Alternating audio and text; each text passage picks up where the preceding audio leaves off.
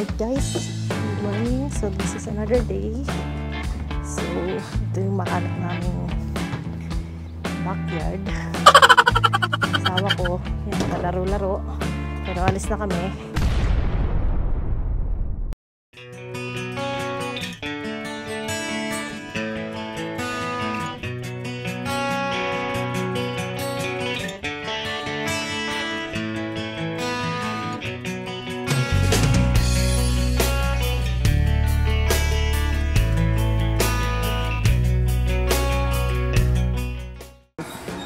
Look at all of our things here. Kadami. So meron kaming cargo box sa taas. At magka-camping kami sa Abraham Lake. Okay, so punong-puno yung gamit namin para kami naglayas. Bitbit namin yung buong bahay na naman. Sa 3 days camping. So yan, napakadami. Dalawa lang kami niyan. Pero syempre, kapit namin yung kaibigan namin, pero magkaiba kami ng campsite. So, nimit namin siya somewhere here. There in front of CIBC here in Saskatoon. Alright guys, so malapit na tayo dun sa ka-meet up natin na kasama natin pupunta sa Abraham Lake in Clearwater, I believe. Alberta. So, na tayo. We're here along Quebec Avenue here in Saskatoon. Ito yung aking driver. Okay, so time check. It's around 9:07 a.m. So, it will gonna take us about 6 hours papuntang Red Deer. Magda-drop by muna tayo doon sa Jollibee. Bibili ng Chicken Joy kasi walang Jollibee dito sa Saskatoon.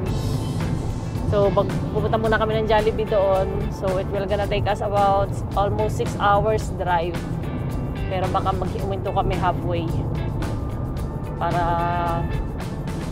mag-washroom and magkape-kape ng konti siguro kung ano yung madaanan namin along the way. Kasi itong route na dadaanan namin is I don't know kung nadaanan na namin siya 7 years ago or not.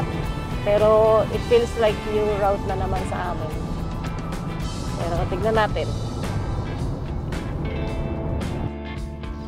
Alright, Kawander. So, this is take 2.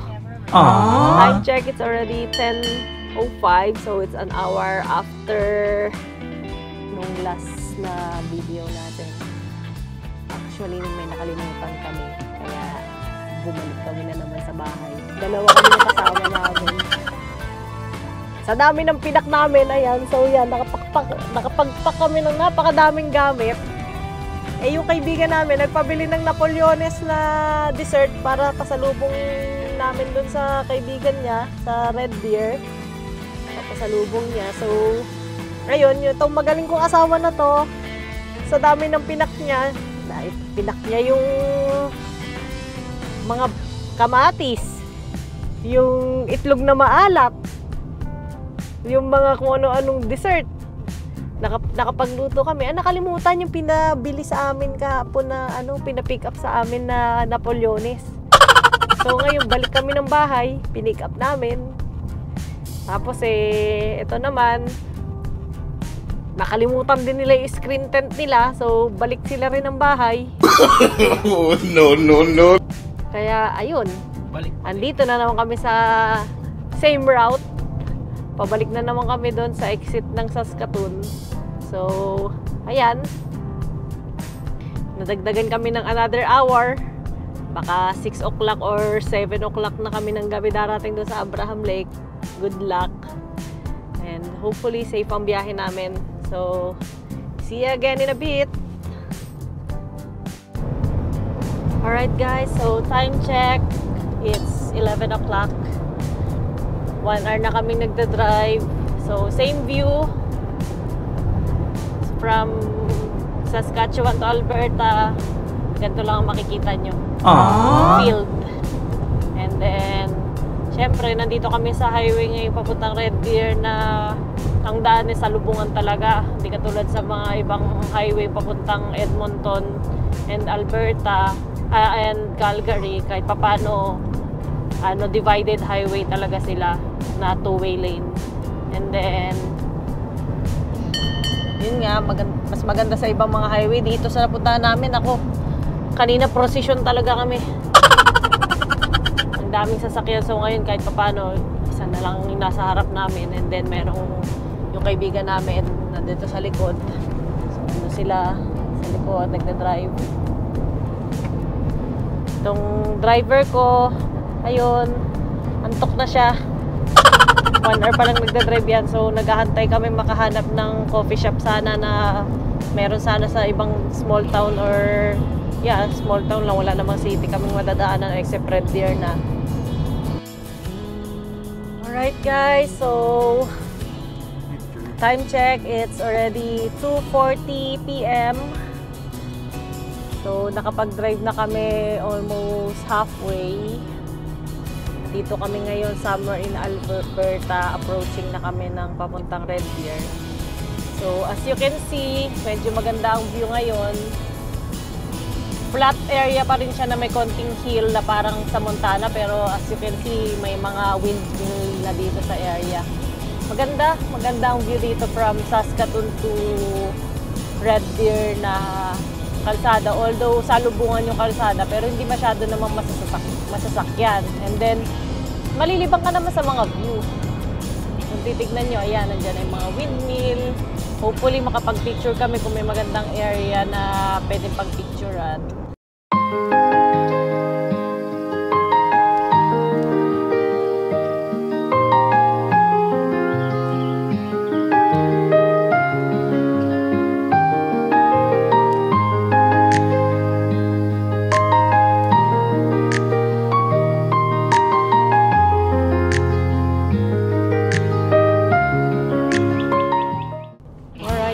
So, time check, it's already 3:20 p.m.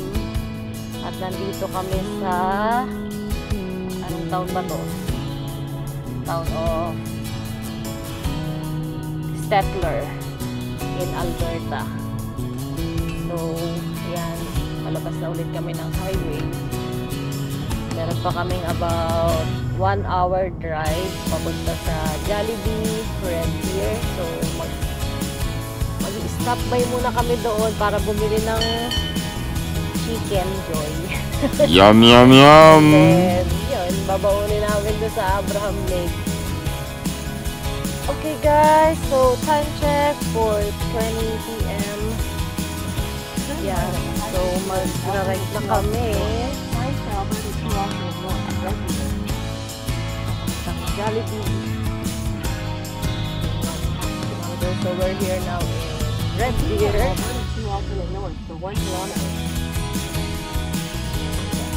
Sabi 1.2 kilometers.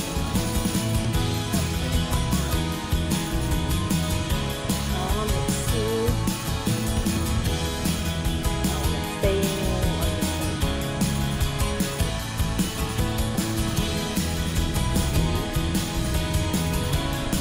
Sabi naman ang kanilang city.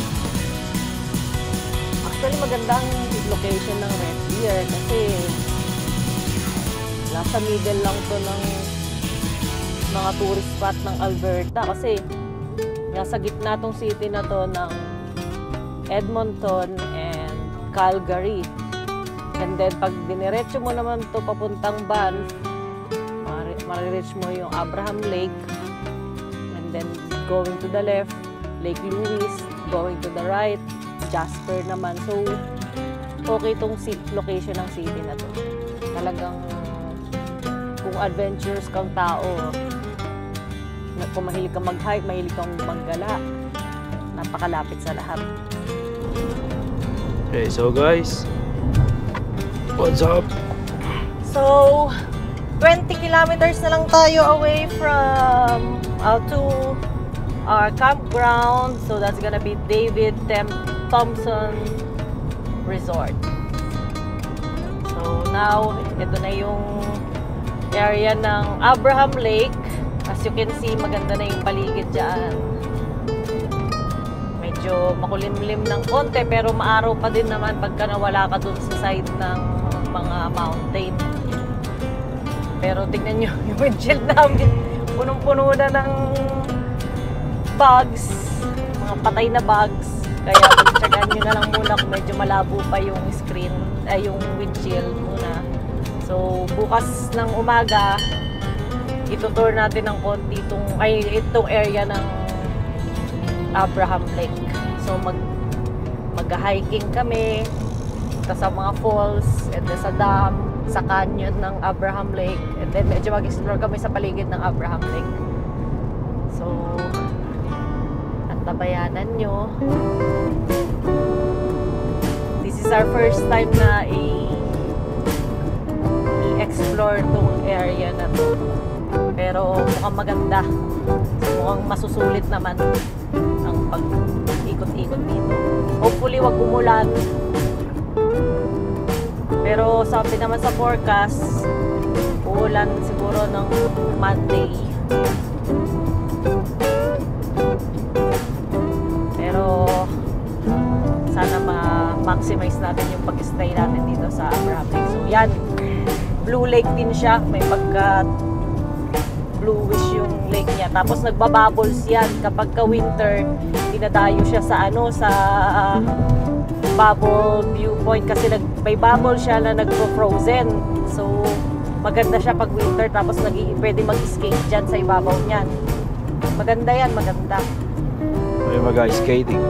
Oo, pwede kang mag-ice skate sa winter. Siyempre, pagka talagang sobrang lamig na yun, kailangan maging frozen muna yung lake. So, ngayon, pupuntahan natin yung viewpoint niya. Bababa tayo ng konti, taking pictures. Tapos, meron tayong madadaanan dito, tawag nilang Windy Point. Na-search ko siya sa Google, yung Windy Point na yun. Yung Windy Point na yun, para siyang yung mountain na kinat siya sa gitna para madaanan ng highway. At the same time, paglabas mo nung kinat na yun, mag-view mo naman yung magandang lake niya. I don't know if this is the viewpoint kasi maraming mga sasakyan or baka nagha-hiking sila. Pero kung sakaling, at sa tingin ko yun yung viewpoint nga, mukhang nalagpasan na natin. I think that's the place. Pero pag mali, balikan na lang natin bukas kasi medyo gabi na rin. So 7 o'clock na. Medyo gabi na rin. So lumulubog yung araw ng mga around 9. Yeah, and we still need to set up our tent. So kaya kailangan madaliin yung pagpunta doon. Pero tingnan natin kung may makukuha tayong magandang area dito para mag-taking pictures. Magandang view. Pangit lang yung ating windshield pagtsagaan. At nakakita tayo ng linisin namin yung windshield, and then makapag-picture tayo bukas. So maraming nagka-camping dito. Tingnan mo yung iba sa side lang ng road. Diyan na sila magka-camping. Pwede pala. Kung alam ko lang, dyan na lang din ako nag-camping. Hindi na ako nag-reserve sa resort. Kaya lang medyo risky siya kasi syempre bear prone area to. So mamaya may kumakalabit na sa'yo, atake ka na lang nung bear. So ito na yung viewpoint. So magkano tayo dyan, magpa-park muna tayo dyan.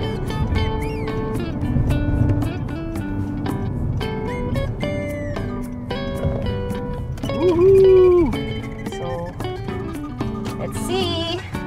Let's take a picture first. Madalian lang.